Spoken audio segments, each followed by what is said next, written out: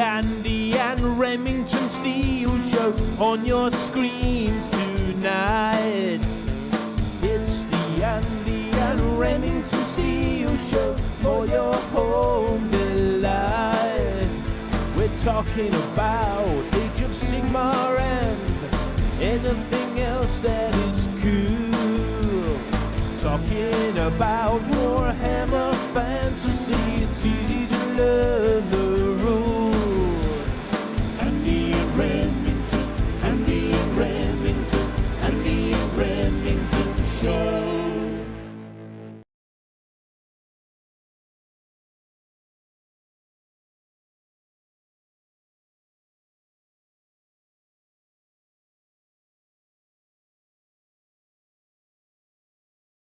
Welcome one and all. It's time for the Andy and Rem Show, episode 120. Now I say the Andy and Rem Show, but has it in fact become the Annie Show?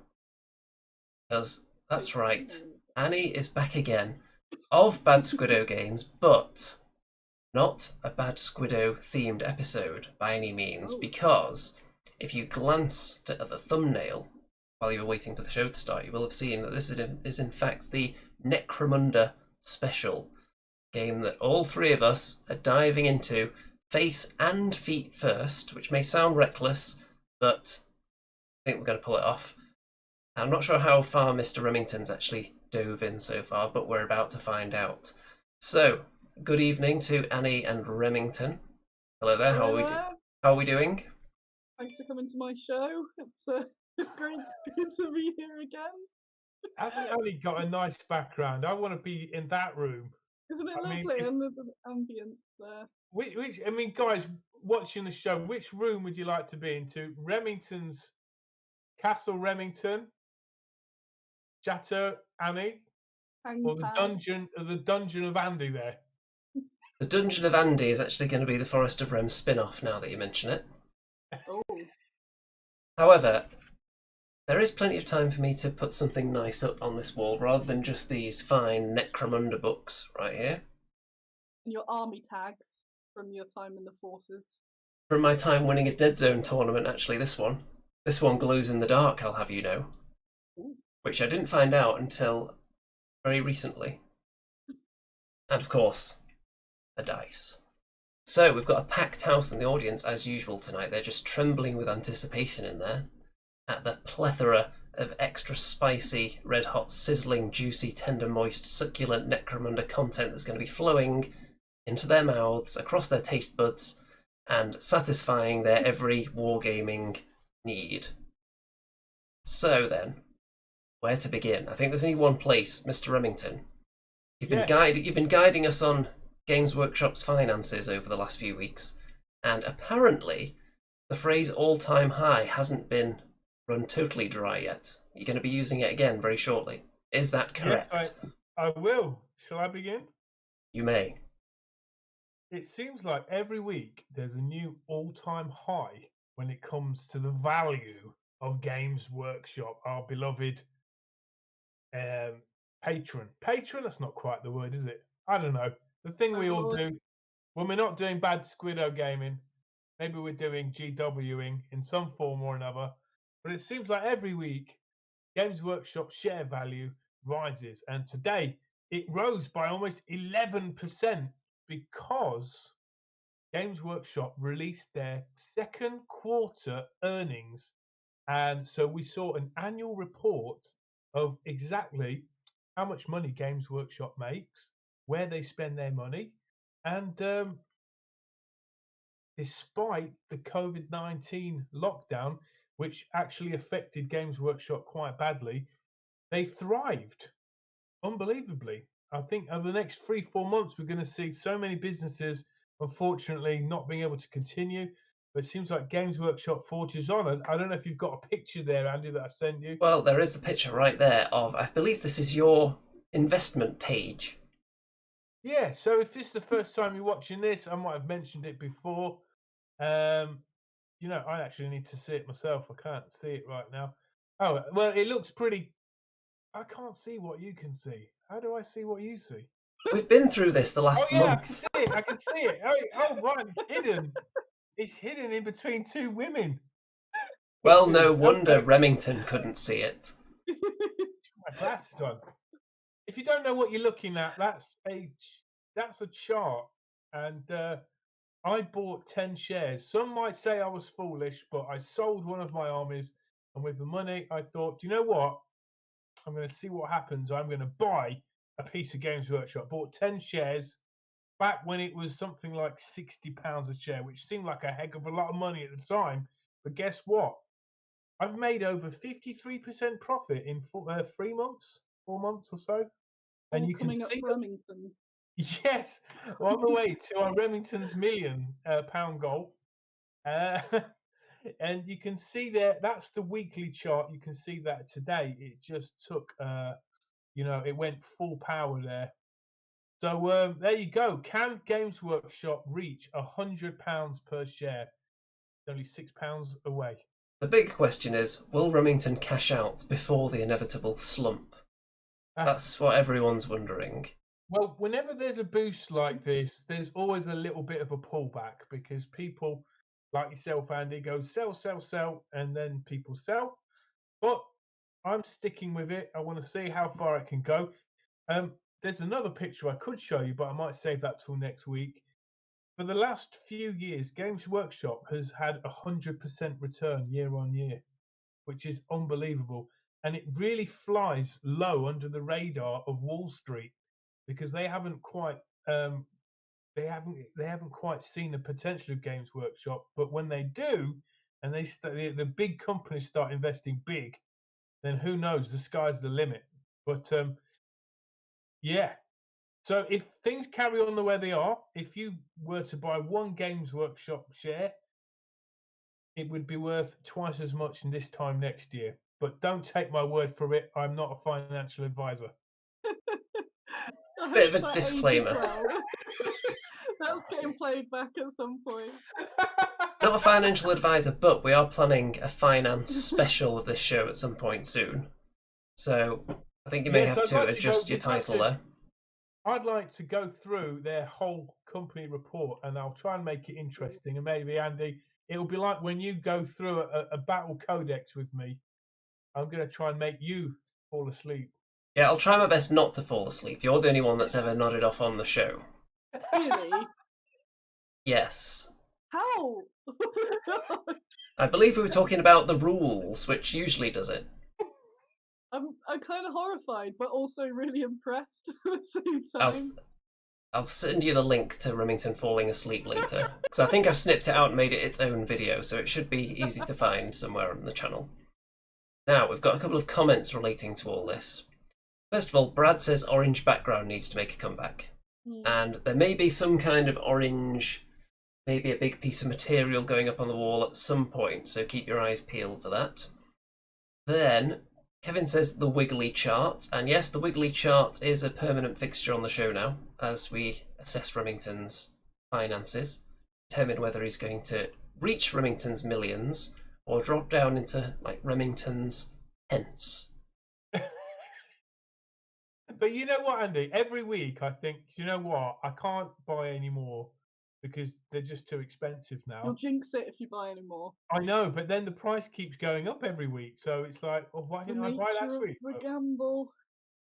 I don't mean to just listen. I just want to put a disclaimer in. I don't mean to like wave the cash in front of you and go, look at me. I don't mean to do that. I just think it might be interesting. And I want to show you that, like, I'm walking like a talking. I'm putting real money on the line there. See what happens, and see what happens. And if you can actually encourage people to invest heavily in Games Workshop, then that's going to keep the price going up, which benefits you. So I'm thinking there's something shifty going on here with this show. I did notice that upwards in the charts does coincide with us starting to play Necromunda. I think people are catching on to that as well. Absolutely, Annie. And when I go through the financial report next week, which you won't find on any other Age of Sigmar channel, by the way, unless someone else copies my idea. I'm gonna do mine tomorrow. Yeah, I haven't. I spent 2.5 hours today actually reading through the 25-page report. So what do you think about that, Andy? And on the first reading, I haven't seen the Andy and Rem show mentioned, but I know it's in there Come somewhere. up. Maybe they don't mention it by name because they don't want to give the game away. So, a fellow A-list celebrity wargamer Tabletop Minions says it'll be like the next Bitcoin. And I know that, Mr. Remington, you've mentioned Bitcoin before on this show. Yeah. I own some Bitcoin. And Bitcoin had a fabulous week this week. But yeah, well, if what he means is Bitcoin had a massive bubble, and that means it got really hyped up 2 years ago, 2017 maybe, 18, and the price of one Bitcoin went to something crazy. I can't remember exactly what, £20,000 or something like that for one Bitcoin. And yesterday or Sunday, it rose up to something like £9,000 or something like that. It went for 20,000, then all the way down to like 3,000, then back up. So who knows? There might be something in it. It might be the future currency. That's what Bitcoiners are hoping for. And who's to argue against them with the state of inflation? Very volatile markets. So, also, Stu has basically auditioned to be on the show again soon, which I'm going to take him up on because he has said a future special will be titled Remington's Financial Ruin. We've also got a new Bitcoin invented and represents an invention in Remington Industries. How about that? Oh, We could have a lucky dip, so you could put your bag in put your hand in a bag, and pick out a coin, and that could be the invention that you own from the mind of Remington. Remington's Lucky Dip. What we soon discover, though, is whilst Rem has spent 2.5 hours reading the GW financial reports, how much Necromunda reading has he been doing? Well, usually with these things, Andy's got a very good way of explaining things, and I've got a very quick mind, you see. So That's one way of putting it, yes. So we're both relying on Andy to digest it all and then just tell us what to do. What, you mean you haven't read it either? No, I've read different stuff to Andy, actually. I have read some. Yeah, this is planning. I have one issue with the reading, which... I saw the pictures. I've got a dice, and I'm getting an arm. I'm getting a squadron together. So, as soon as the shop's open, I'm still in lockdown, guys. You know what I mean? You guys are free. We've been put on extended lockdown. It sucks. Yeah, it's happening in a few places now. So, before we go into Necromunda, though, we've got a couple of images that Mr. Remington wanted to show off today. I assume these are freshly painted. They appear to be halflings. Oh, what are you looking at? Oh, let me have a look. Oh, God, I hate these guys. No, I like these guys. These are halfling children. And I've got about 20 of them. They're called young'uns. Cute. Yeah, they are pretty cute, actually. They're actually growing on me. Like that. Yeah. So, yeah, they're like half the size of halflings. Quarterlings. Yes, and I was thinking of, having a guy with a banner, a halfling little kid with a banner that's like, the Children's Crusade. They sort of, want to get in on the action. That's the idea behind them. I don't expect they'd do very much in a battle, but these are the more stalwarts of the halfling army. These guys, these are the swordsmen. The halfling town guard, if you like, led by a dubious monk who likes Kings of War. a little tipple. It could be Kings of War, could be Warhammer generic. Fantasy.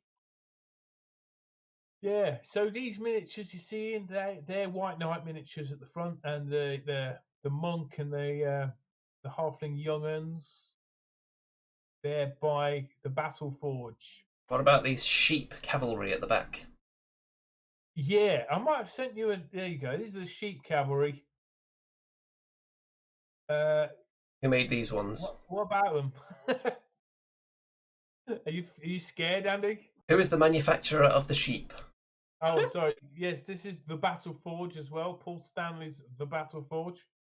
I don't think these are even in production anymore. He sent me these exclusively because he liked my painting style. Not because no one was buying them, then? I don't know about that. But, I'd say they're they're definitely rare, aren't they? I suppose. I thought of putting horns on the sheep, and then that would make them rams, then, wouldn't it? Right? I don't know if that's exactly Yeah. how it works, but That's exactly how it works. let's go with Tell yes. them how it works. Let's just say that's how it works. Next, these are actually my miniatures here. So while we've all been diving face and head first and feet first into Necromunda, everything first, like a big flop into the Necromunda pool. And I believe I might be the only one that's actually assembled any miniatures though. And these are my corpse grinders. So I believe someone did ask a minute ago which gang we're going to play. I've gone for the corpse grinders entirely based on the fact that I thought the Corpse Grinders series of films was funny. Do I need a better reason than that? Is that like Grindhouse movies? No. Something different. The Corpse Grinders is a film about a pet food that has human bodies in it, and the cats that eat it go wild and start eating their owners. Oh. So, I thought Corpse Grinders, why not? And you may notice that these ones don't have any heads yet. That's because I'm just waiting for some bits, because I'm not using the standard heads on all of them. So it's going to be exciting, but they were a lot of fun to put together actually. I'm looking at them right in front of me here, and very, very nice models. The poses I thought were so good, I didn't feel the need to convert any of them. So very tasty. And then these two here, these smaller Corpse Grinders, who actually have guns, which I'm led to believe is good in Necromunda, to have pew-pew weaponry, as it's called. Done good. Then they're fully assembled. They look like Dread Zone heads. Are they What? like American football masks? There is a bit of that. It does look a little bit like that, doesn't it? So what's the deal with these guys? Because personally, I think this is like the worst looking faction of them all. You could have picked, Andy. So I'm kind of glad because it means I don't have to. I won't choose them. Well, what made you choose? I mean, apart from the film, the film link. Well, it came down to these guys and the Orlocks, and I just thought these guys looked cooler, despite the fact they only have such a tiny number of guns, and most of them are just like double chain axe wielding or just swinging around a giant saw attached to pipes. They sound a bit like Khorne. Are they like Khorne worshippers then? I'm pretty sure there's something like that going on. However, I haven't actually got to that book yet, which is the Book of Ruin. So when I get to that, I'll be able to fill you in further all about the Corpse Grinders. Are they alive? Or are they undead? Are they reanimated? I'm pretty sure they're alive. I think they grind corpses. I think they do. I don't know if they eat the corpses, but I'm pretty sure there is a bit of corpse grinding going on. I think if you were grinding them, you'd have a little taste at least. Yeah. I like the guy with the round saw on the chain. That kind of looks pretty... Yeah, that's a pretty tasty one. It'd be difficult to wield that weapon, I think. I think all these weapons look difficult to wield, to be honest. Those two massive axe things that top left guy's got. Yeah, I mean, swinging those around, you better not be too close to any of your mates at the time. Okay, and... opportunity for blood splattery paint as well, isn't there? There is. I'm going to be doing a lot of that, maybe some rust effects as well. It's going to be a lot of fun. So I'm going to get rid of the slideshow now. So you can see what we've got in the background here, which is a picture of the Necromunda cover art, which is not quite as nice without our photoshopped faces on it, it has to be said. And tabletop minions. Corpse Grinders, the only Necromunda gang that I haven't bought yet. They just don't fit my liking. Well, some people just don't have any taste, do they? Are there any more factions coming out, do you think? Or is that your lot now? I think we'll see a lot more factions. If they follow the same model they've done with Blood Bowl, seems to be, here's the game, here's about 10 different books you could use for the game, and now here's a new faction every now and then that you should spend your money on, with the extra dice and the cards, and another book that goes with them as well. And would they be like human, or would there be any other races? They've already got a couple of squat down in the Underhive. That'd be awesome. They've got 2 of them so far. The path from previous Necromunda that's not in this yet. Isn't it Gene Stealer's part of that? Oh yeah, I think Gene Stealer cults are technically already in Necromunda as well now. So I don't know whether I don't know whether there's any full-on Gene Stealers yet, because I haven't delved that much into it, but I know that the cultists definitely are. Yeah, the cultists. What about Elfish? Is there any Elfish cults? I don't know. But there is a section in the Necromunda book about other inhabitants of the Underhive, and there's even space marines down there, would you believe it? But they're in like the fancy... They're in the fancy part, so no one needs to play them. No way. If they, I mean, yeah, that's totally unfair. Maybe if they just have a space marine gang, it's just one space marine, then it'd be fun. Have you chosen a gang yet, Rem? If I chose a gang, there's only one gang to choose, and that's Clan Eshin, right? Excellent. They're Have awesome. you done anything about this yet? I've just been looking at the pictures. I think they're awesome, man. I mean, yeah, cool.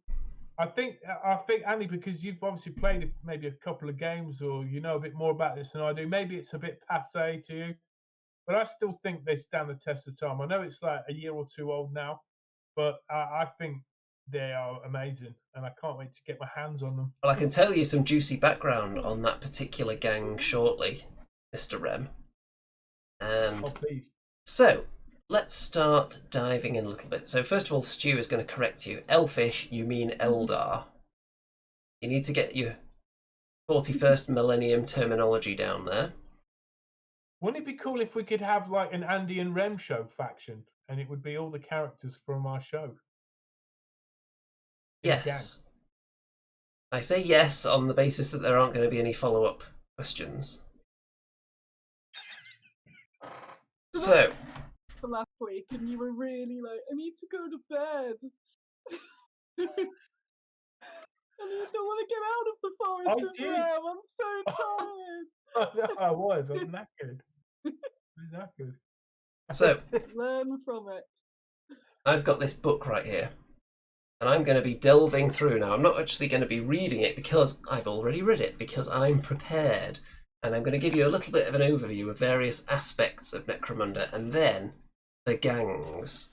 So, when I get to the gangs, we're going to look at them as well on the GW website and see if maybe one of the other gangs is going to grab Mr. Remington firmly by the kind of attention gland and see if it can squeeze him into submission. So, First of all, what is Necromunda? Necromunda is a planet, and I'm sure anyone who's really big on the 40k fluff is going to immediately dislike the way I talk very casually about this rather than being precise with the details. But the Imperium need stuff. They need to make stuff.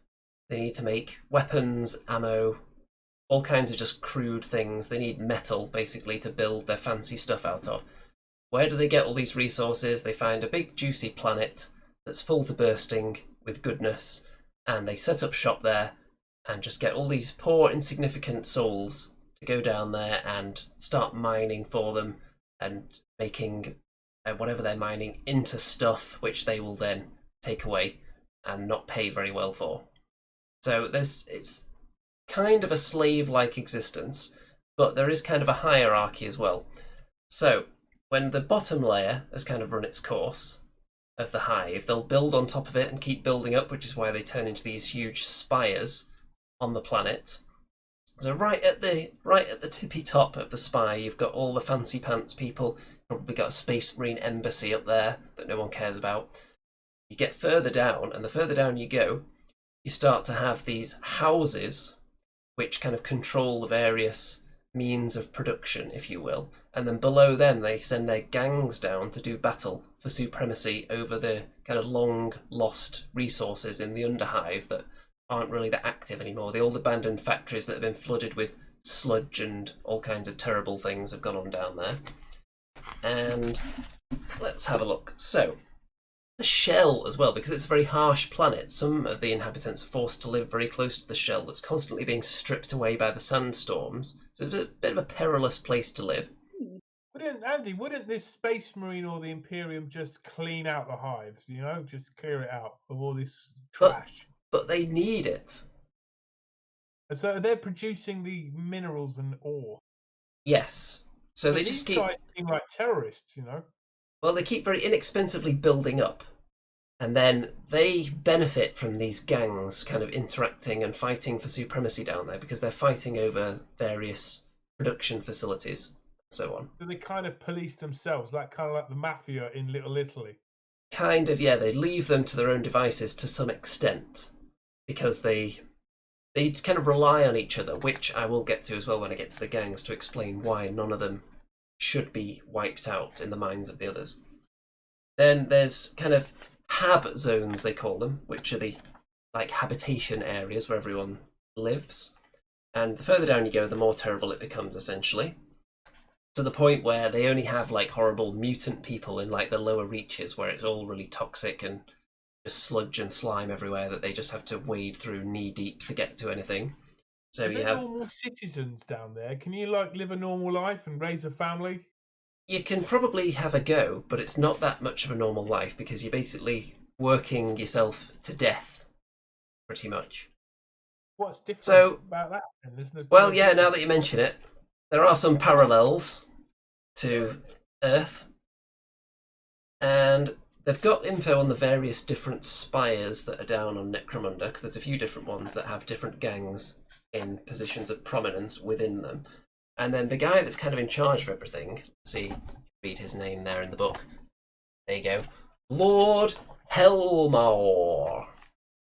So he's in charge of everything, sitting in his fancy tower right at the top and telling everyone what to do, essentially. And that kind of filters down, and no one can mess with him. It's all getting a bit real, Andy. Yes, it is actually. The more I'm reading it, thinking this is like some terrible, far distant future dystopian terror world, but actually some of it sounds a little bit familiar. So, the gangs. Let me bring up this web page here and we'll go through them. So, we're not going to look at the corpse grinders right now because they're not in the main book. Let's start with Escher, gang that Mr. Remington has taken a shine to, shall we say. Let's put one of them on a bit of a 360 there. I think it stopped spinning on its own after a while, so it's not going to be that impressive. Let's do a Remington 360. We don't want to do that on the show. Andy doesn't know what that is. No, You don't want to know. into some horror, but Yeah, you don't want to know. Look at these girls. They're brilliant. They're not just those skinny little things from, like, you know, witch elves. These girls these are proper, you know? Well, you got to survive down there. You have to be able to fight. So, the Escher, their whole deal is that they provide... What do they call them? I think they call them stims or something like that for the other gangs. Drugs, essentially. Oh. To keep them all... drug pushers. Yeah, to keep them all fueled up. Like, for example, the Goliaths, they need to get all their hormones to get their muscles obscenely Andy, this huge. sounds very much like a Judge Dredd story. It's kind of that level of darkness and kind of gritty, seedy underbelly of the universe, isn't it? So apart from that, there's like a little spin-off group in the Escher, which I found interesting. And what they do, I can't remember what they're called now, but there's a particular area on Necromunda where there was a terrible plague, so just billions of people died, where there's just corpses lying everywhere. But there's something special about the corpse juice on Necromunda, apparently. So there's this spin-off group of the Escher, which are available, I think, from Forge World. Special ones that go around, and I think they extract the special corpse juice from the piles of corpses. That sounds like something you need to get in on. They've been ground. So, do you have to be female to be in Clan Escher? I don't know if it's 100%, but it's very much close to that. Right. I think most of the gangs, it says they're overwhelmingly, and then it'll give you a description of what most of the gangers are like. But it's not... Patriarchy. Yeah, it's not 100... I don't think any of them are 100% in appearance. You could probably kind of mix in, do conversions with them without too much of a worry. Well, she's wearing leopard skin, so she's already you know, in my A team. And I have a penchant for leopard skin, but yeah. well, Actually paint leopard skin on as many models as you like, which is cool. Oh man, these look amazing. I want like a whole army of these. well, you could start off by buying one box, you know. I could. I'm waiting for my local store to open. I can get it. That's a person now. feeble excuse. Anyway, I can't. All right.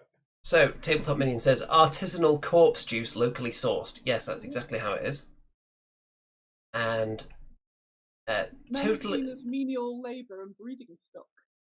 So I saw that comment there. And went, That sounds like a job for Remington. Oh no. Now, totally unrelated, but this may actually be in the official Necromunda lore. Dead Gamer says a guinea pig petting zoo or free-range guinea pig zone. There may actually be a guinea pig zone somewhere right at the bottom of the Underhive, where wild, mutated guinea pigs run wild. On the corpse juice. Yes, once they get a taste for that corpse juice, they turn. This one in the middle, she's got a big whip. Yes. She's some kind of like slave mistress. Do they have slaves or something? Or is it just a weapon? I don't know. Miniature. So there's like a rule where you have to make X amount of female miniatures, and then you have to have one with a whip, and then justify it by law. Probably that. Why do you think that is, Ali? Because there's a lot of female miniatures with sexy battle whips, and not as many male miniatures with battle whips. I'll allow it. I will allow it because they're actually are very cool. You know, I never realised it, but I think you're right. You're right. And I will say, their high heels do actually look quite functional as well, because I'll give you a 360 on one of them, and you can see that the heels actually have a little bit of a, what would you say, a bit of a base to them. So it's not just a high heel. Yeah, there you go. So let's have a look at this one as well. And they're not like super high because of the platformy bit. So they're me trying to make a shoe. The upper, who knows? Yeah, you see that one there? There's a decent bit to be stepping on there, so they're not going to be losing pointy heels down a grate in the Underhive.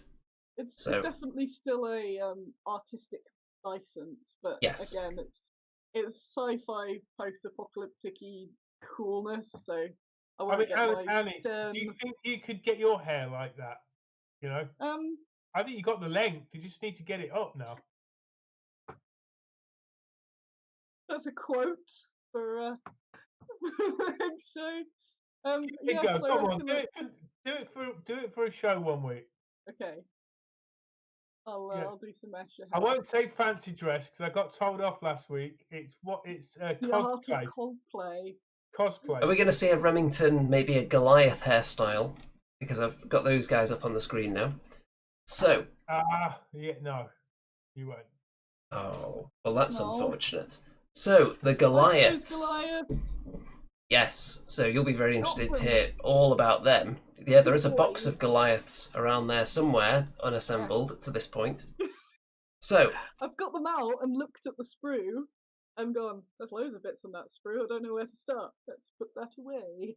Basically, when you've been mining and you've brought up all this ore and you need it like smelting or whatever they do with it to turn it into something usable, you need your big, ridiculously over-muscled, like growth hormoned up monsters basically to do those tasks, and that's what the Goliaths are. So they rely on the Escher to provide them with their stimulants.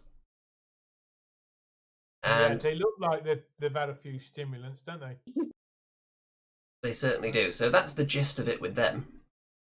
And I don't think there's too much more interesting to say about them. They're just big, brutish. They do all the the hard work down there in the hive. They look hard to kill as well, right? They are tough but slow. Right. They're a bit of the hammery. I chose them because I don't tend to have much brain in the evening, so I figured that's when I'll be playing. So I tend to go for the just do the stuff, try and kill things, rather than anything that's a bit too like tricksy and maneuvery. They're a bit like ogres. Push forward and charge. Yeah, it seems like they've got close combat and range. But they tend to chop things to bits. But you get the little maneuvery people, more like the Escher, that will shoot them down before they get there, sort of thing. Okay. And also they're bigger, and I really like the Escher, but they just seem a bit too small for me to paint.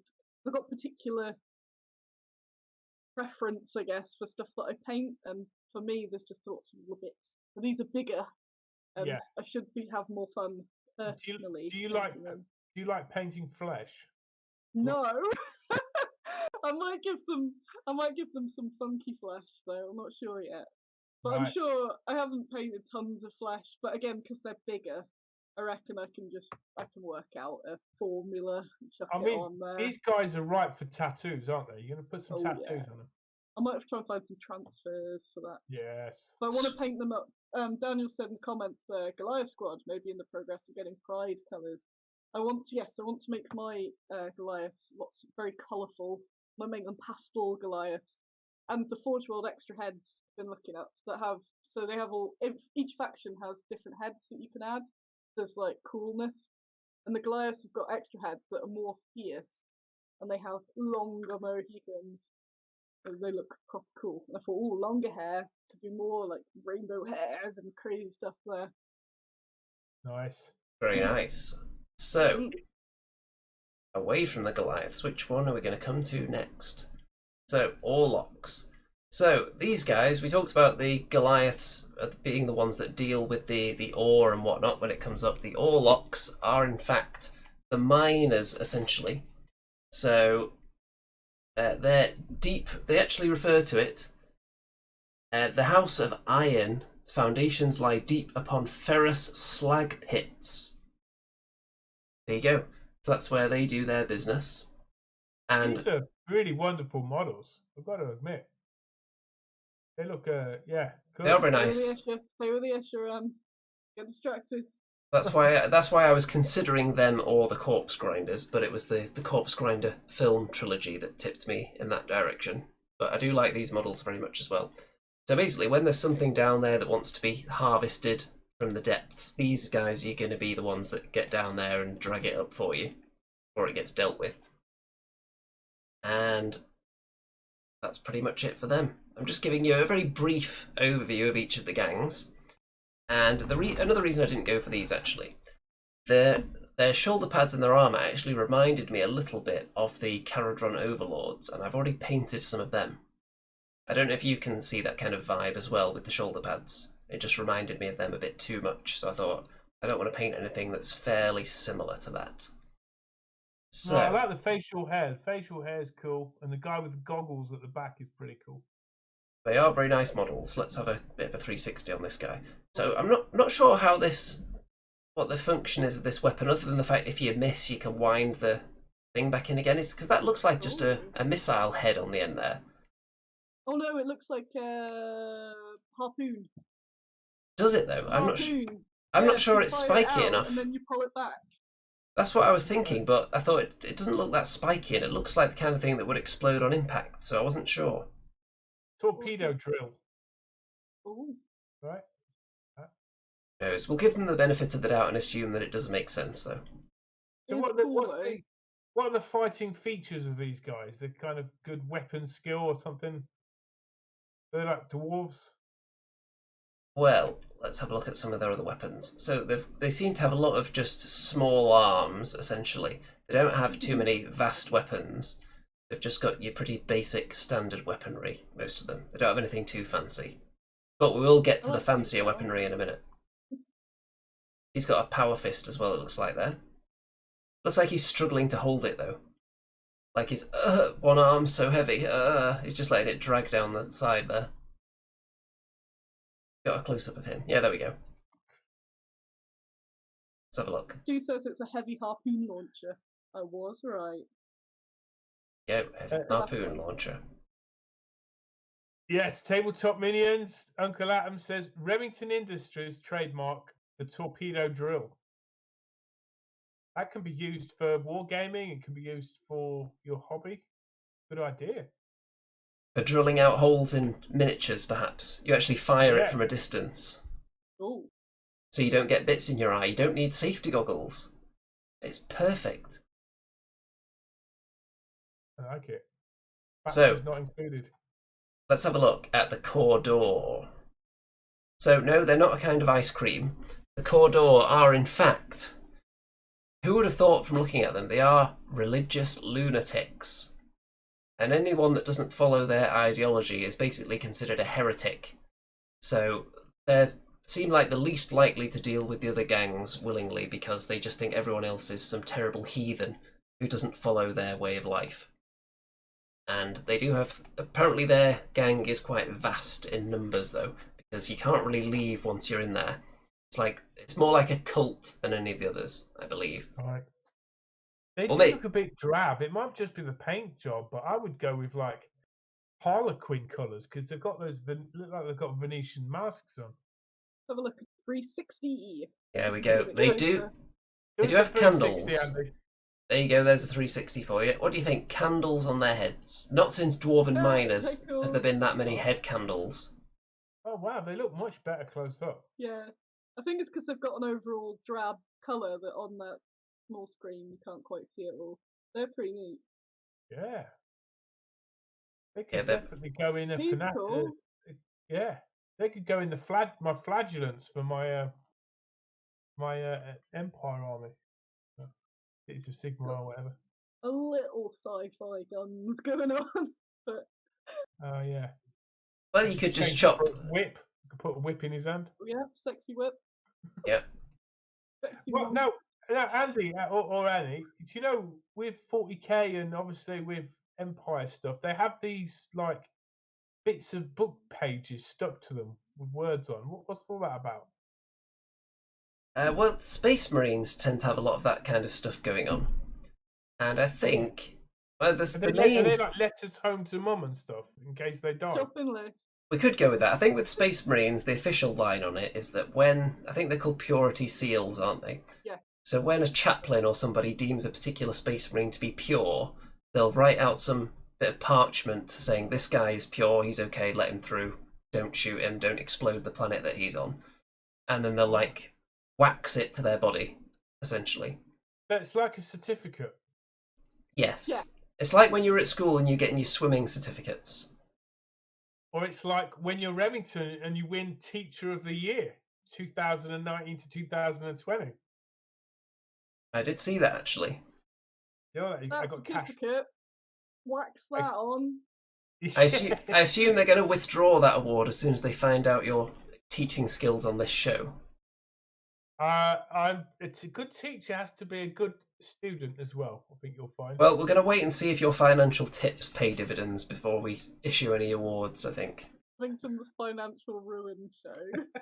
Yes. So, the Delac. That's how I'm going to pronounce it. I don't know whether it's supposed to be Delac or Delaque, perhaps. But I'm pretty sure it's just Delac. So, these guys are spies, assassins, all kinds of weaselly, underhanded, not the most trustworthy of gangs, shall we say. And they pretty much infiltrate everywhere. I mean, you see one of these guys in a room, they're going to stand out. They're not really going to melt off into the background, really, are they? Well, they probably take all kinds of like stealth drugs or something like that. So cool, Kane. They look creepy. Actually, again, look amazing close up. They are extremely creepy. And look at that, 2 daggers. Only an assassin would be able to wield 2 tiny weapons like that. It's just precision strikes, sneaking up straight through the heart. Toast. Or you could just put a marshmallow on the end of it and just dangle it over some of the forge fires down there. Yeah. Something you are a pro at. Yes, that is true. And see, they do have some guns as well, though. Here's a nice gun. Let's give you a bit of 360 on this guy. Good gun there. So they do look cool, but my concern was that I wasn't sure if the coats are that great. Is that a lady? They look a bit like some sort of, boobs there. yeah, they look like Nazi sort of SS interrogators a bit. The long coats. Yeah, the coats, the detail on them's alright, but I'm not sure whether I would be able to pull it off that well. The coat texture. I'm not a fan of painting darks because I tend to get bored. Right. Although I could do those in rainbow. My easiest is to paint pastels because I don't have to think so much. Yeah. But I kind of like the idea of them in rainbow coats. But why are they all bold? They shave sure, their heads or what? some lore there. I don't know. In fact, I do know. Grease up easier and slip through places. That could be true, actually. Oh, Raphael Marge. Hello, Raphael. He says where they live, there's no light, and they live in the shade. That's why they're so pale as well. Like the people in the time machine. Yes. Good film, that. Underrated. What are they called? The little, the underground people. What are they called? The Morlocks? Something like that? Yes. Very close to Orlok. It is, actually. Confusion. So, now, the final ones. I think these guys kind of have the most interesting little story behind them. The Van Saar. You have to pronounce the double A there. So, the Van Saar, they have very advanced technology, but it comes at a terrible price. Because the technology they use is so harmful to their bodies that it's slowly killing them, which is why they have to wear these protective suits. And that is the price they pay. So they have really fancy weaponry, but the energy it uses is very toxic to them, which is why they wear these outfits. With even, look at that butt armor. Let me see. Butt armor plates. I'm going to leave it resting on there for a minute so people can get a good look at that. Look at the butt. Very important. They look quite athletic, though, don't they? They look a bit like Celtic warriors. I imagine you have to be a pretty decent athlete down there. They've got pipes hanging off them. Very technologically advanced. I can see plasma weaponry here. But, again, at a price. A terrible personal cost. Terrible cost. So I think that's quite a fun story. Sounds like a Dutch name. Ponytails, cool. Yeah, they're like the cables for ponytails. I think they're very cool. And I think that's the most interesting basis for one of the regular gangs, is the fact that the technology they wield is slowly killing them. I think that's very cool. There's obviously more nuance to all these different gangs, but if you want to learn more about it, then you can look in either the Necromunda rulebook, or Gangs of the Underhive, which is right here, or one of the specialist books for the individual gangs. I don't know which ones are actually out at the moment. The Book of Chains is definitely out for the Goliaths. I don't know about the rest at this stage, but they are slowly working their way through all the gangs. The Book of Ruin I've got here is for the Corpse Grinders, and I think it might also be for the Gene Stealer cults as well. I haven't had a proper look through that yet. What's that, like a codex for each gang then? Essentially. Right. So, I'm waiting for my chains to arrive. very Book of nice. Chains. So there's a lot of very nice artwork in the book as well, if you look at this type of thing here. Very fancy pants artwork indeed. Let's see if I can... I like quite a few of these gangs now. So you're thinking that now that you've had a proper look at them all, you might change your mind? I might. No. Well, I don't know. Here's one for you. Let's see. There you go. Very exciting. Oh, yeah. I mean, the only things I have left to paint in my entire hobby collection are 10 more halfling children and a hobgoblin rocket launcher crew. And a Soviet squad from Bad Squid Game. Yeah, I'm still waiting for that to arrive. Yeah. Yeah. I think there's been a bit of a delay with the payments going through on that. Yeah. Payments? I'm trying to get some on exposure. Can you just put an invoice to Remington Industries and Mickey General will take care of it? You could be paid. You want of cash. I think earlier, did you not see when Rem had all this cash out and he's going, stunk. Look at all this cash. That order could be... It's literally all tied up in investments. it could be paid for with the first ever REM coin. Ooh, yes. Yeah. Now accepting a REM coin. You could launch the currency. I could issue with a bag of REM coin. How does that It'd be like, have you seen the Street Fighter film? It'd be like when he's trying to launch his bison dollars. No! I tried to forget the Street Fighter film existed. Well, it's back in your mind now. That's what REM coins are going to be like. So, highly successful. In the chat, Mickey's very impressed by the butt armour. Let's have a look at some more butt armour while we're here. There we go. Look at that. Very impressive. And if there's 2 body parts you want to protect, it's each one of the butt cheeks in the Underhive. You don't want to get a serious infected butt wound down there. That would be a bad time. Under the armour as well, that would actually be very comfortable. And let's see if there's any more gangs to look at, because a lot of the others we're going to be covering in future episodes, because they're covered in other books, such as the Book of Ruin, which I'm going to be reading soon, and then we can start talking about the corpse grinders at a later date. So let's go back to this. And I believe that Annie has been looking more closely at the rules than we have so far. While I was embedding myself in the fluff of the world, throwing myself face first into the toxic sludge at the foot of the hive, you were kind of swanning around at the top with Lord Helmore and sampling the finer things in life, such as the rules. I sure was. I'm a bit notorious for skipping all of the fluff and going straight to the rules and then making up my own ridiculous fluff that doesn't match anything. So that intro from Andy is probably all the fluff that I need to know for the rest of it. And I can make up some wild stuff for my Goliaths. I haven't had a massive look into it though, to be fair. I've been looking at the campaigns and seeing that you start at 1,000 points. I've been looking at Goonhammer. They've got a very good Necromunda resource, which I discovered earlier. And I might just rip off, they've got suggested 1,000 point starters. So I think I'm going to start with their Goliath suggestion, because it will get me doing it. So I've got the box here, and I just keep looking at it going, I don't know what weapons to give them, it's all a bit...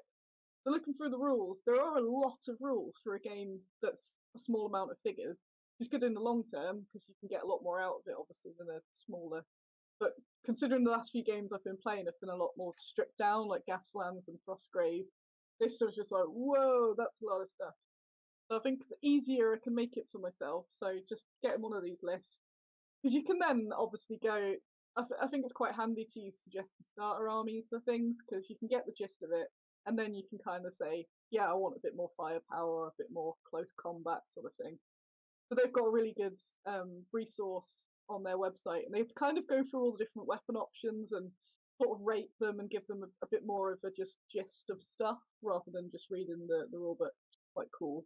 I'd recommend that. I've only looked at the Goliath section, but yeah, it's quite in depth, which is a little bit scary, but we get Andy to understand.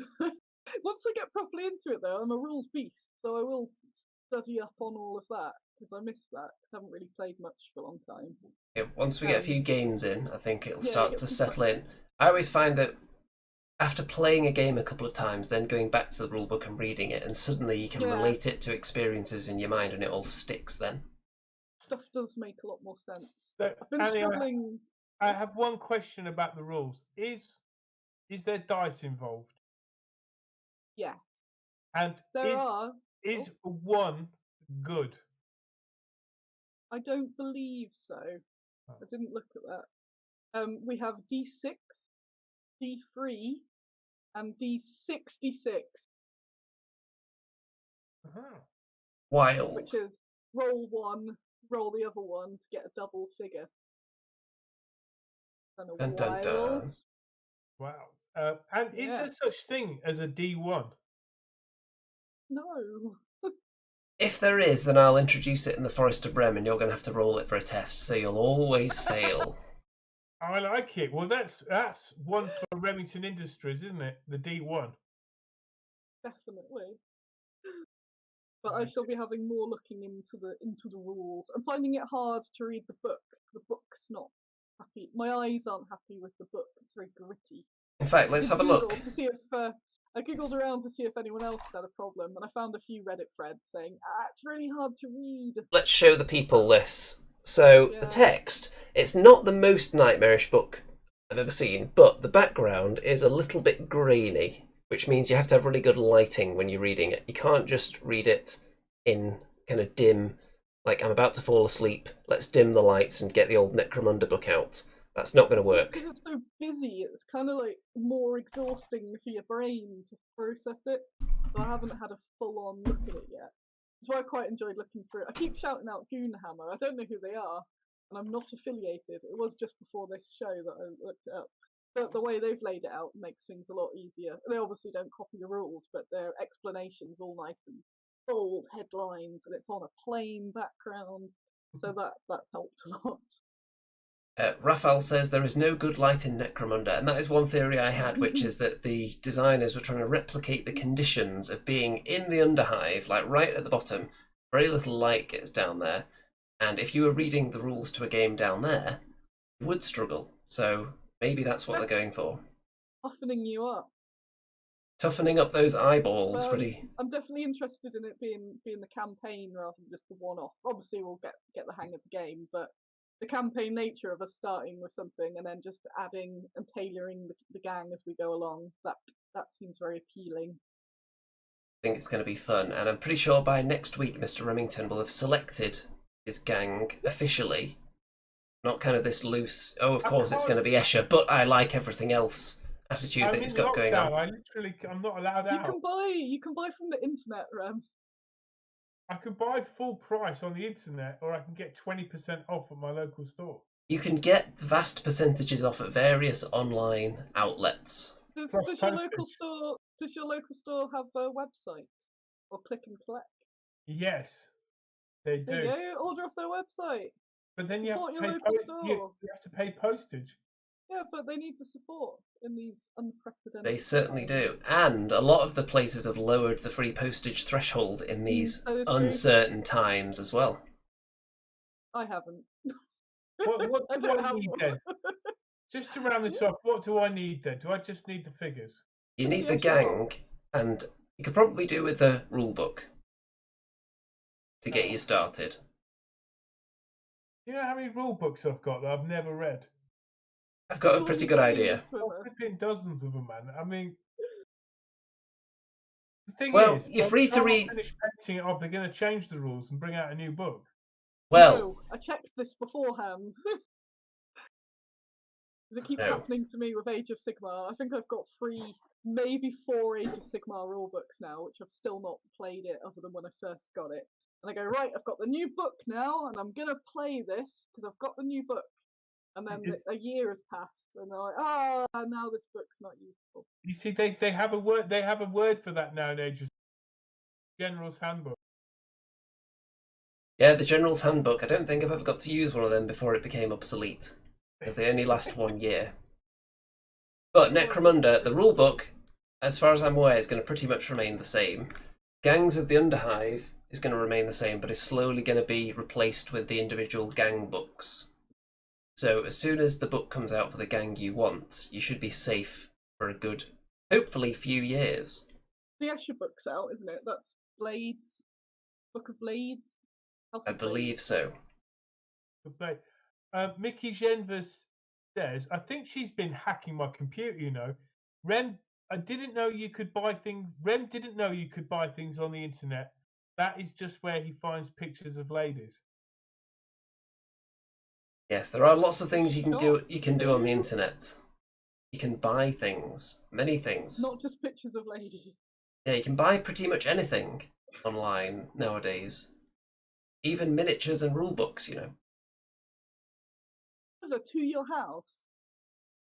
Yeah, someone will actually walk up to the door, leave it on the doorstep, ring the bell, walk away to a safe distance, usually, and then you'll collect it. Sometimes they'll even take a picture of you collecting it so they can prove it was delivered as well, I've noticed. DPD have got a wicked Annie calendar, I reckon, on the go. Because I get all my minis delivered by DPD. So each time I get the photo, I make sure to do a little pose. That's an idea. The Andy and Rem calendar, and each guest gets a month as well. That's nice. February. I think that would be a bestseller. That would be cool. You could cut off their heads and attach it onto different Warhammer monsters. You could, and then you could immediately be taken to court. Unless you wanted to make... I like browsing. What? I mean, does on his computer, he just cuts out faces and puts them onto other bodies. If you want to make one for your own personal use, then go ahead. I don't think there's any issues there, but I don't think we should be marketing those. But yeah, I like the feeling of going around the shop, picking a few things up, and then walking around the shop more, then putting them back, and then going to something completely random and buying that. Do you know what I'm hearing? Oh, I'm hearing that you really like the feel of walking around the shop, picking things up, making sure that you've got all your germs on it, putting it back on the shelf, contaminating everything, and then picking up something else. So you've needlessly put everyone else in the world at risk. he licked them as well. I'll have you both know I was tested last week for COVID-19. And I passed. He passed the test. With flying colours. You know, there's a secret industry term for people like you, Rem. What? I'm unveiling it. I'll probably get assassinated after telling this. You're called dirty box fondlers. A dirty box fondler? Yeah. I kind of like that. Dirty box fondler. People who just go around picking everything up and then putting it Got back. some dirty box fondlers in. Yeah, just fondle it all and leave. It just feels good, though. You know, it's like I could walk out with these, but I'm going to walk out with something else instead. Could walk out with these, or I could pay for them. I could pay for them, The but Rem is so poor. It's not like he's invested in anything with good stunks lately. the reason why I'm so rich now is because I don't spend any money. That's the secret. It is. It literally You is. should sell that as a secret. That's guys. If you want a million dollar idea, don't spend any money for a bit. That's the first step. Unless you're buying merch from the Andy and Rem Show Redbubble. In which case, do that, because then karma will pay you back when time comes. Look, Andy, this is a good bridge now back to the merch, the Andy and Rem merch. Have you made any sales? Yes. Wow. Several. In fact, if you go on the Andy and Rem Show Discord server, then you can see someone posing one of the mugs that they purchased on there. And it looks very nice. I look forward to my royalty, Andy. You can look forward to that for quite a while. Yeah, it is, man. I can't believe it. This is. You cannot spend any money, or you can be like really tight. I'm the land baron. He has to pay me. I'm there souping up all the cash from these Andy and Rem things. As Sean Blake has said in the comments there, Andy's paying for rent and advertising. That's why I come on the show. Gone, rent? That's how it works. Yeah, it's actually going to be called the Annie and Rem Show from now on. He's paying rent and exposure. Exposure bucks, the number one currency. Rent and exposure books. What? That is actually that's month. actually the future of currency, I think. Exposure. I know how much artists appreciate it. So, Rem coins. Speaking of artists, I'm something of an artist myself when it comes to Photoshop, especially for the What the Hell Is That segment, which is coming up now. And it's Necromunda themed this week. But because maybe the audience aren't that familiar with Necromunda yet, they wouldn't be able to identify each individual model. Instead, we've got a little twist on it this week. There are going to be 4 elements of Necromunda miniatures. You're going to have to identify only which faction they're from, take the first letter of that faction, and it'll spell out a 4-letter word. The first person to type that word, in all caps to show that's your guess, into the chat, is going to win. So, I'm going to mute us and start the What the Hell Is That intro song, because that is the highlight of some people's week.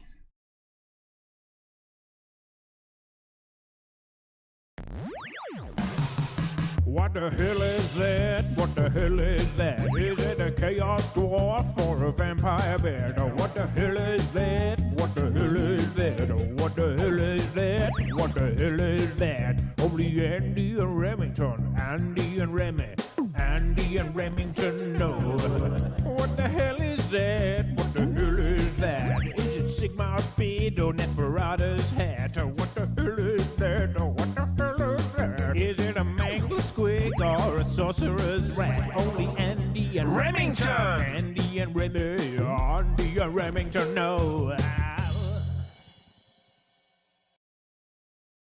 Okay, we are back, and here is What the Hell Is That? 4 pieces of miniatures. What could they be from? The first letter of the gang that each one is from spells out a 4-letter word. Let's get some guesses in, audience. Whoever gets this will win. You'll win 10 exposure. How's that? And that's via having your name read out on this show. You can also put yourself down for a REM coin as well. I think that's going to be the official prize for What the Hell Is That from now on. So that's how Bitcoin started, isn't it? It probably but laughed. Squiddo Games would like to make a statement that we do not accept payments in REM coin. not yet, you don't.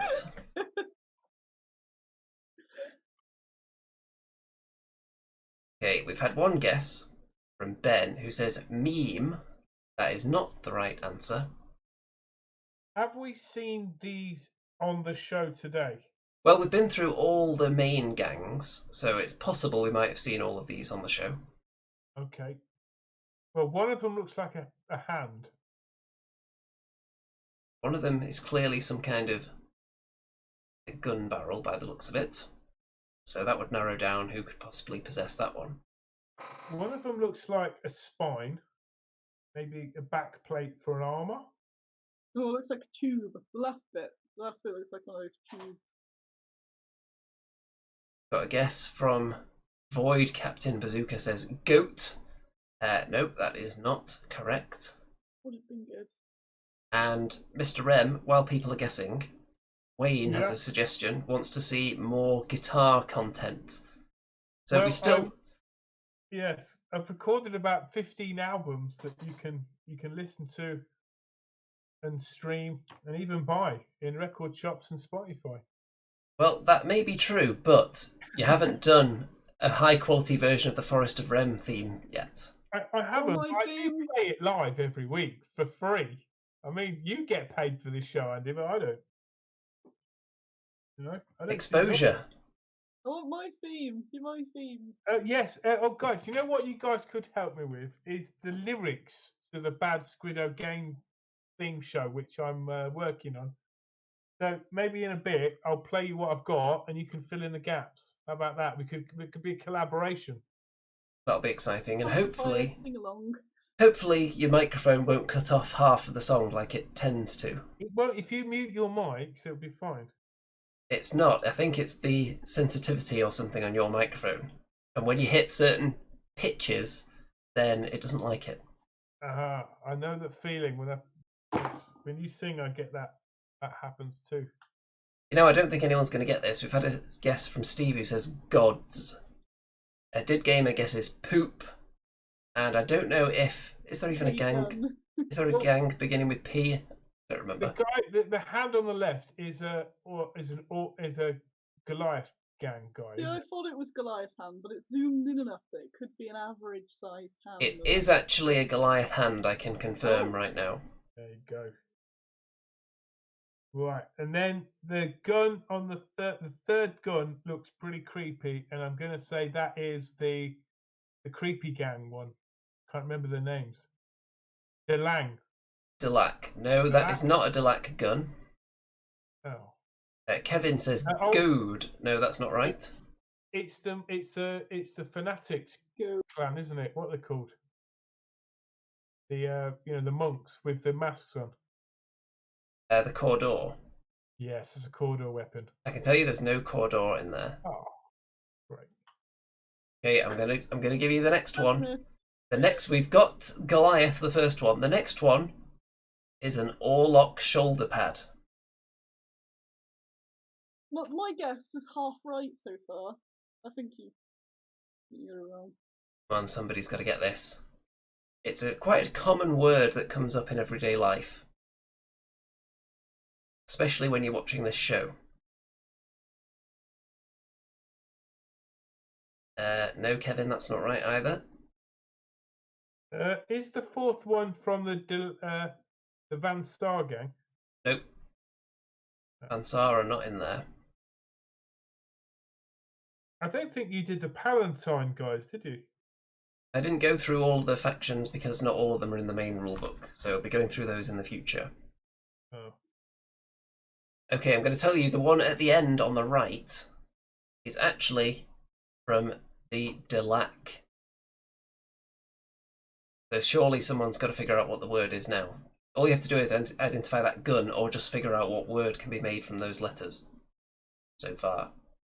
Come on, somebody wants that sweet exposure and one entire REM coin.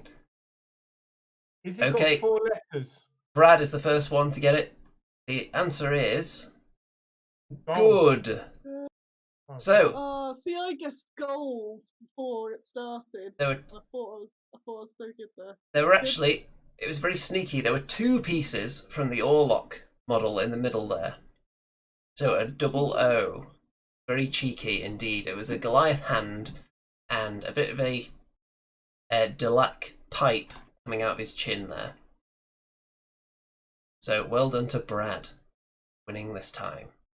We'll make a list of all the winners and then put you in for the ultimate prize, which is going to be a REM coin bundle, where you get not only one of the first ever REM coins, you get a personalised song written about you as well for your purchase of the REM coin when the REM coin hits the market. So it could be a bit of a wait for that one, but we'll see. So let's get rid of that, and Exciting. I believe it's time for everyone's favourite segment. Mr. Remington. I've got to say, guys, the chat is just going off tonight. It's brilliant. Do you have your instrument handy? You mean this thing here? Yes.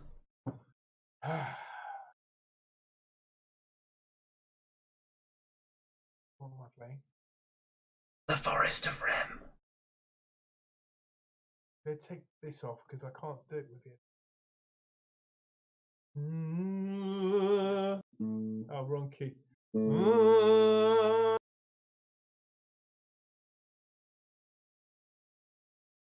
In the forest of REM, where boys come in, forest of REM, and his second name, Glenn. The forest of REM, is it a chicken or let's find out tonight in the forest of REM.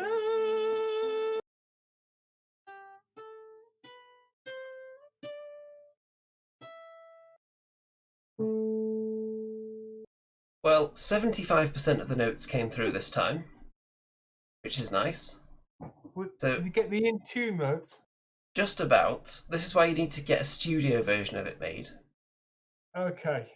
I thought that was a hit. So, I think he cuts out bits on purpose, like when you get the audience to sing along. Oh, that'll and then be the it. next line, you go, come on. So when he went, is it a chicken? The audience were just, is it a hen? Yeah. You've got the crowd shouting along. That's a Patreon exclusive. That's going to be recorded with a full orchestra and a full-on choir. You know. Why would there be a choir? That'd be terrifying. Oh, in the forest of REM.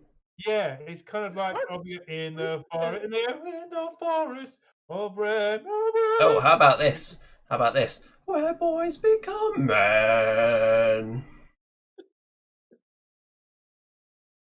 Andy Glenn, 2D6, record producer and hobby enthusiast. Okay. I like it.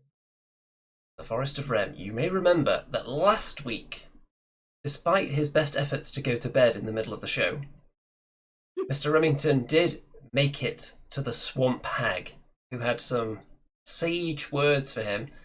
He was advised that his descendant, Remington the Ever-Chosen, who of course rose to prominence and gained the favour of the Chaos Gods in Season 1 of the Forest of REM, and then set off on his mighty chimera to wage war against the forces of good. That Remington has been in a severely weakened state in the future and has dispatched forces to the past to harvest the special life juice of Remingtons gone by, which has led them to the poor unfortunate travelling minstrel, Remington version 1. So, Mr. Remington was then instructed that in order to defeat his descendant, he would have to travel to the future. However, the swamp hag is not finished with him yet and has further words for him, perhaps encouraging him to go on a journey of inner discovery, perhaps? As I turn things over to the hag. I hope you enjoyed your sleep, young Remington. In fact, I've decided that I don't really speak like this. I've just been hanging around the cave for so long. I wanted to try something a bit different because we don't see many people down here. You know what it's like. I've waited here for about 20 years. Nobody's come by. Goblins don't speak. So what I'm thinking is I'm actually quite lonely and there's not really much going on. So Swamp Hag, I'm actually called Jolene. I know, get Swamp Hag a lot, but Jolene is my name. I'm gonna help you out on your quest if you're up for it.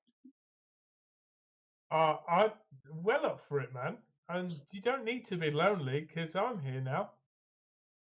And if you don't mind walking around in dimly lit scenes and confronting the old cultist gang, I'll happily join you in a union of such. And who knows where it could lead us. Exactly. Well, I know the first thing that you need to do in order to defeat this future descendant REM. And I think I may tell you. But what's in it for me? Well, at this point, I'm going to ask the audience. Mickey Genver says, ask the hag out for dancing. She sounds sad. So, would you like to come out on a date with me? To maybe a dance? A goblin dance? Because there's some goblins. I've become leader of a local goblin gang, and maybe we could make a party, and you could be my guest. We could go dancing. I've been to a dance for so long. Will there be music? Of sorts, yes. I don't know how good the goblin band is, but I'm sure they can rustle up something that sounds danceable to a troll.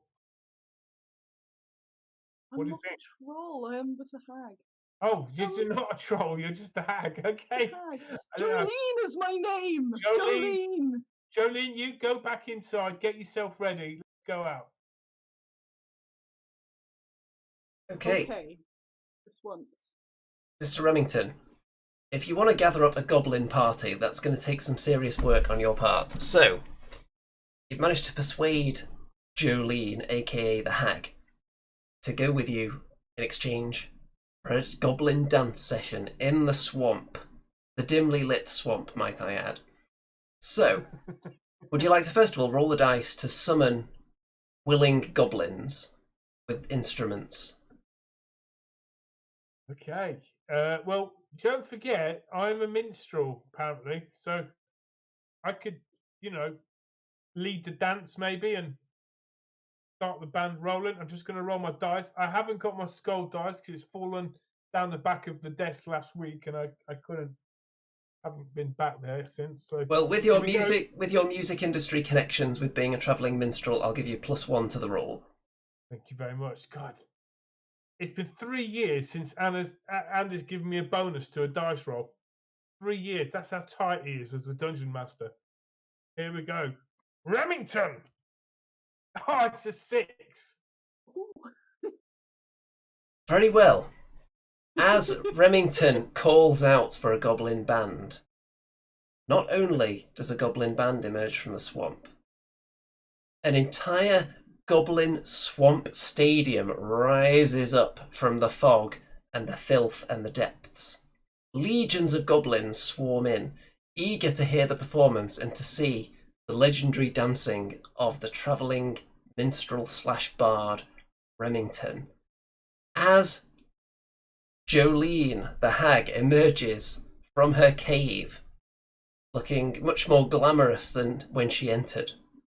She is taken aback at the sight.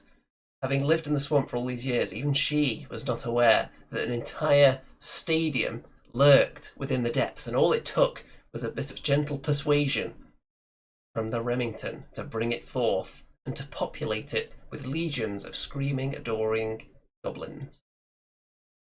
You may commence with the dancing. And they have got married happily ever after and lived in the swamp. You know the Forest of Rem can't end that way. It's much more likely to end in accidental decapitation. Am I still just wearing a loincloth? You're not that well clothed, that's fair to say. Well, she must really like it, I suppose. Okay, so what happens next? Well, you're going to have to start dancing and start communicating on your dancing techniques. Okay, Jolene, check out the legendary move from Remington. And I'm going to show you my flesh puppet. Oh my. Okay, it goes something like this.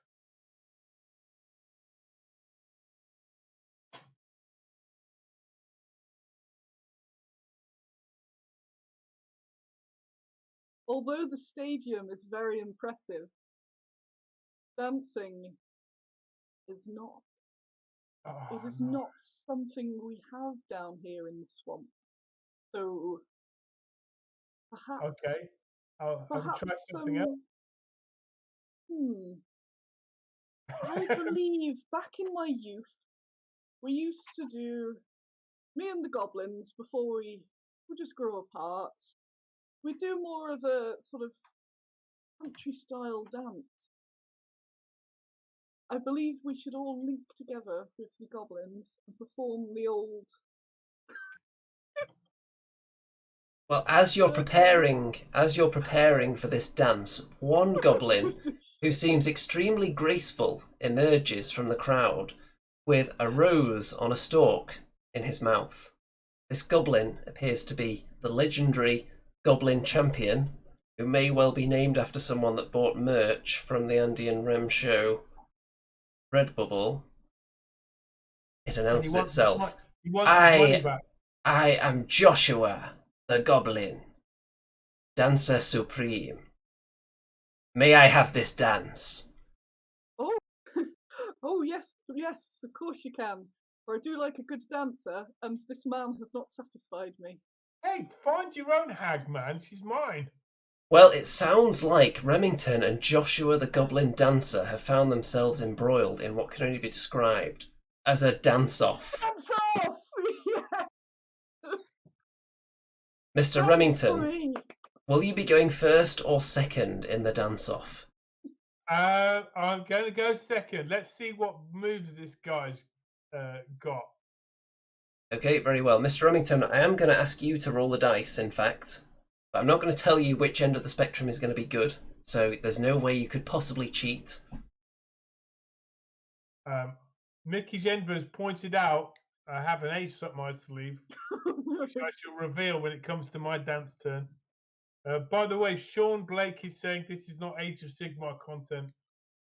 If he's happy about that. This is top-notch Warhammer Fantasy content, I'll have you know. It's got goblins and everything. I noticed the high level of viewers has dropped. Okay. All right. So I'm massaging my dice. Okay. Treating it nice. With a little bit of spice and Caribbean rice. Remington! It's a 2. That's for his dance, right? He got a 2 for his dance. So yes. I'll roll it again for my dance, yeah? Okay, go ahead. Okay. Let's dance. Wham! The 4. Well. So, as legendary Goblin Dancer Supreme, Joshua starts doing backflips and all kinds of magnificent spins, spitting the rose into the air, then catching it again between his buttocks. No! Endless tides of goblins in the stadium begin to faint because it was such an amazing performance. Some, in fact, say it's the finest dancing performance they've ever witnessed. Although, to be fair, they have been living in a swamp where dancing is not the usual pastime. So, Mr. Remington, you've got quite a bit to live up to. And with that 4, I'm not sure you're going to do it. So I'm going to give you a chance to earn a bonus if you would like to reveal any particular special move you would like to use to impress the masses and the hag. I'm going to Eric Lee has just donated $5 and said Remington. Wow. Well, that's going to get you +1 to the dice roll as well for that. That's amazing, man. I've been getting paid. I've never been paid on the internet for anything. Let's keep it that way. You've got to forward that to me, Andy, because he's put Remington there. It's for anyway. Right.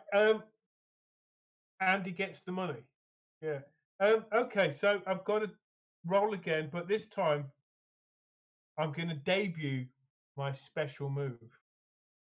First featured by a guy called Gawain in about 1986. This is the Remington 360. I shall pull down my loincloth and spin round in a whirling dervish dance. And I'm going to blindside this goblin pretender. Okay, roll the dice. You're getting +1 because of that donation from the audience. And his face.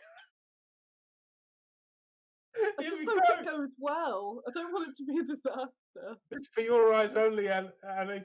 Remington! Oh, God, it's 4.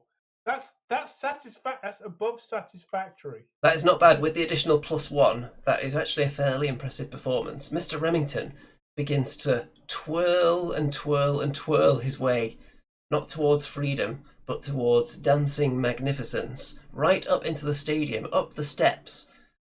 Any goblins that hadn't fainted before are almost certainly fainted now. Very few of them remain conscious. Yeah, there's a lot of kind of straight back down again going on. However, as Mr. Remington reaches Joshua the goblin, who is still posing with the rose, Remington begins to crank up the intensity of his 360, turning into, effectively, a whirlwind of uncontrollable danglage. And as he passes his dancing rival, Joshua is smacked about the face with some part of Remington's anatomy, which is unknown because he's such a whirlwind, so people will just use their imagination and decide for themselves. It could have well been the flesh puppet that's permanently melded onto his hand, and his dancing rival is immediately decapitated, sending the head flying down onto the stage, landing at the feet of the hag whose affection Mr. Remington has surely attained now. Well, my, indeed. Back when I was a young hag on the scene, we merely had the helicopter, which was on one plane, but an entire 360 was indeed impressive. But I thought, it's not gory enough for my satisfaction. And then, boom! You jumped his head off with your flesh wand. And now you have won my affection, and we must go to the cave. Okay. Very well. So to commence Remington's journey, which presumably is going to help him in his quest to bring down Remington the Everchosen. Oh yes, to bring down Remington the Everchosen. Yes, that is the quest. Cave. Yeah. Remington and the hag begin their journey into the cave. Okay, so that was very successful and definitely the best party in about 4,000 years that I've been to, so I will that's help. just a day in a life for me, babe. Whew.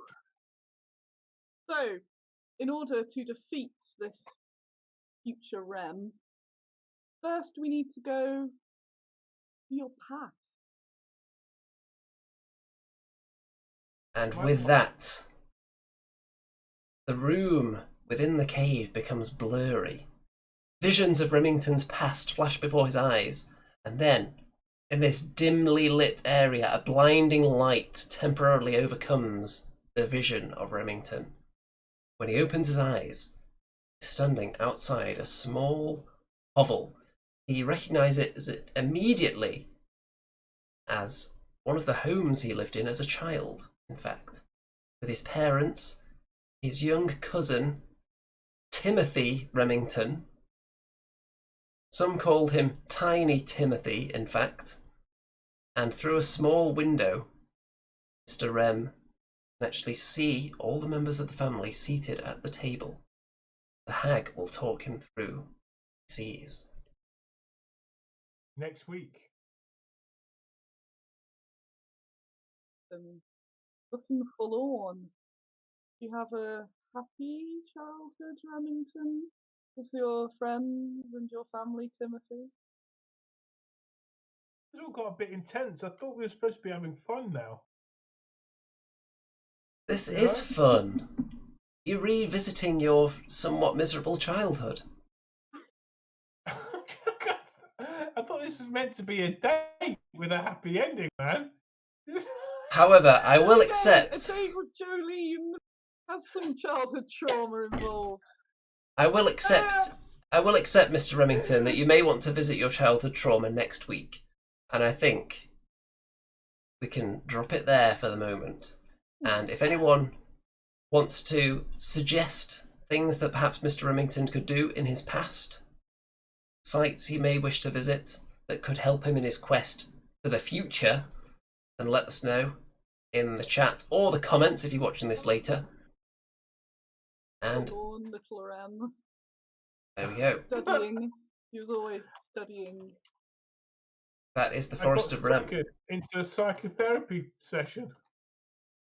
The only Certainly way we did. get you, Rem. This has been years in the making. You weren't accepting the help, so we've had to go deep into this Forest of Rem, which on your notes are psychotherapy notes. This is an interremtion.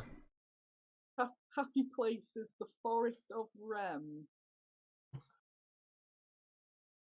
Andy wasn't getting through, so I had to be brought in. Well, you can't break me down, guys. You can try. We're making... Confront your sexy hag issues. We're Like making... an onion. There's just loads of layers. You have to peel off. It's going to take you hours. We're making some serious headway, I think, though, in the Forest of Rem season 2. Episode, actually. I saw some comments there that it was getting a bit steamy, so I had to calm it down a little bit with some childhood trauma. Well, yeah, I think it's we've got variety is the spice of life. It is. You know? I can also reveal exclusively that I've been keeping an eye on the viewer tracker on this show, and even though Forest of Rem is undoubtedly the #1 internet segment currently going in any realm, not just ours, the viewership did drop off significantly at the start. So I'm thinking it was because of the subpar microphone not quite picking up the intro song very well. Oh. So we definitely need a studio version of that. But you're heading into the studio to make the Bad Squiddo Games theme anyway, aren't you? Yes, I will do the theme tune, I promise. So in fact, you never actually kept your word when you said you were going to play what you have of the Bad Squiddo theme. So I'm thinking you could do that as a bit of an outro today. Yeah, but I need lyrical help here. I've got some lyrics. It goes, floating around with my feet off the ground with Bad Squiddo Games. And he's back, so everything is okay. It's Bad Squiddo Games.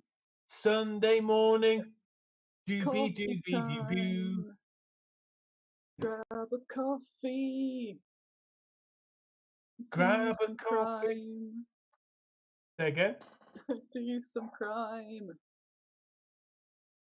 Grab some coffee and do some crying. Do some crying. How about it's time for coffee. Now and again.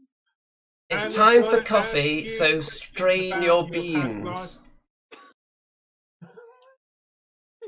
It's time for coffee, so strain your beans.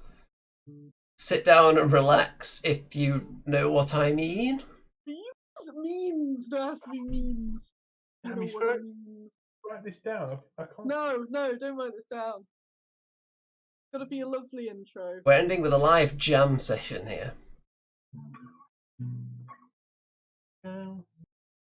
I had some wicked chords a couple of weeks ago. I recorded it on my phone. Yeah, because the last time we had a jam was off cam. We had a jam off cam, but now they get to see it. You get to see the joy. What if I played it? Do you know what date that was? Because I've got. Oh my. It was when I was first on. Was that entirely dead foot? That July the 7th? Something like that.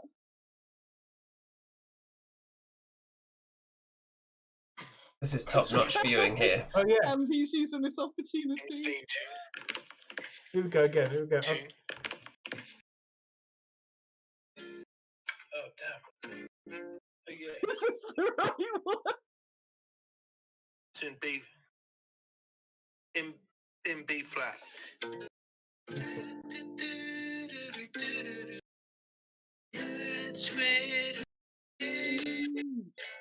Waking up with Annie. Cutting out. Annie, Every week it gets better, you know. That's been okay.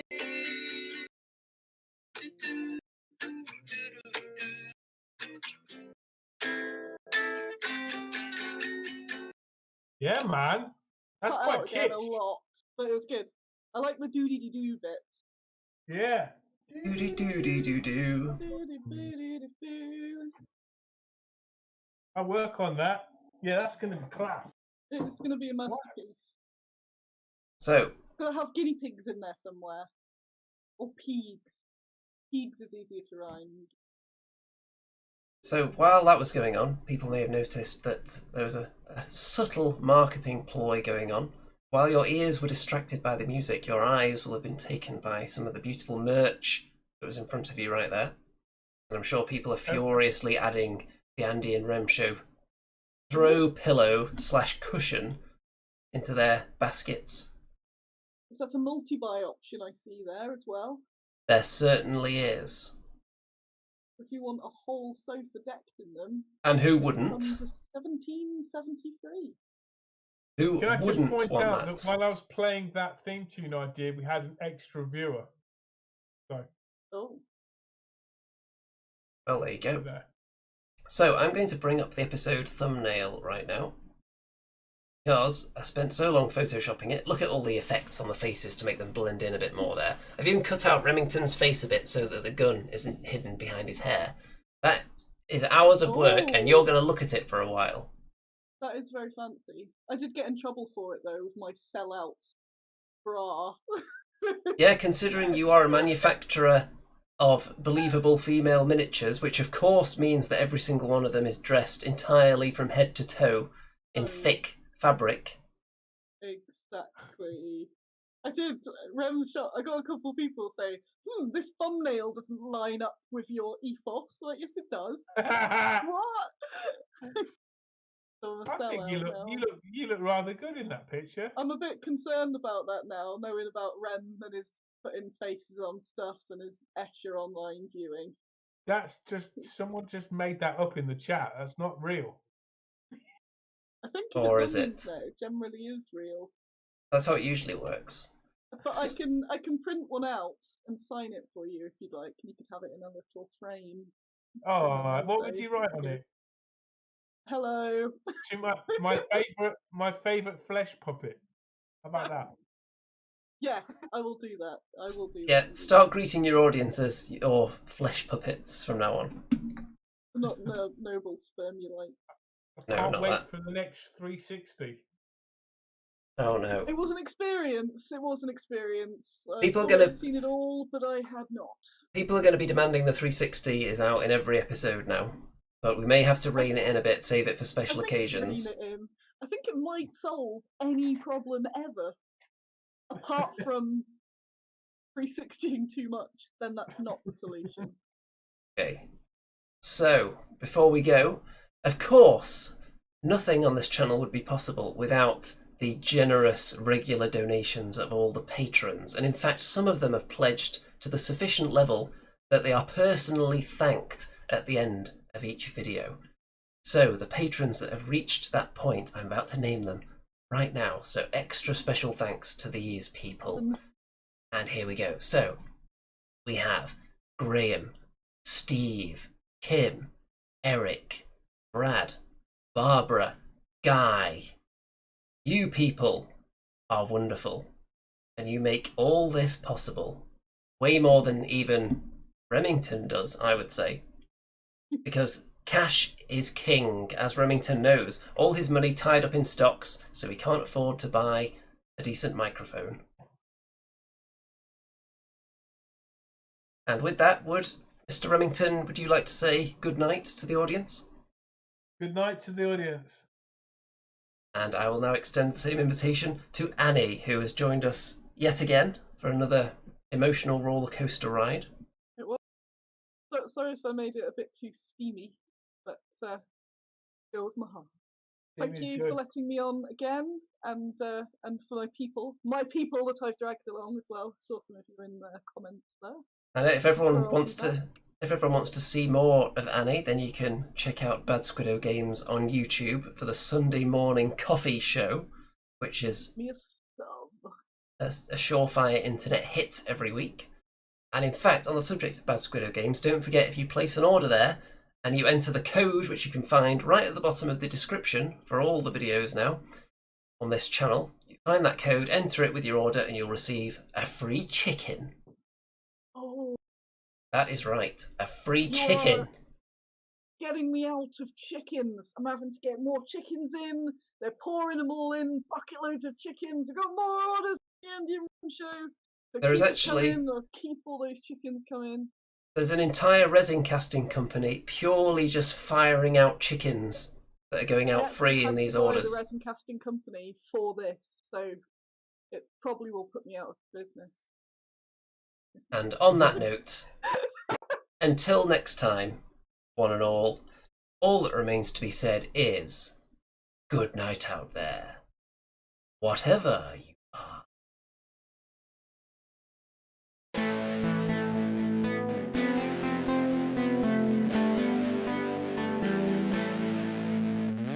It's the Andy and Remington Steel Show on your screens tonight. It's the Andy and Remington Steel Show for your home delight. We're talking about Age of Sigmar and anything else that is cool. Talking about war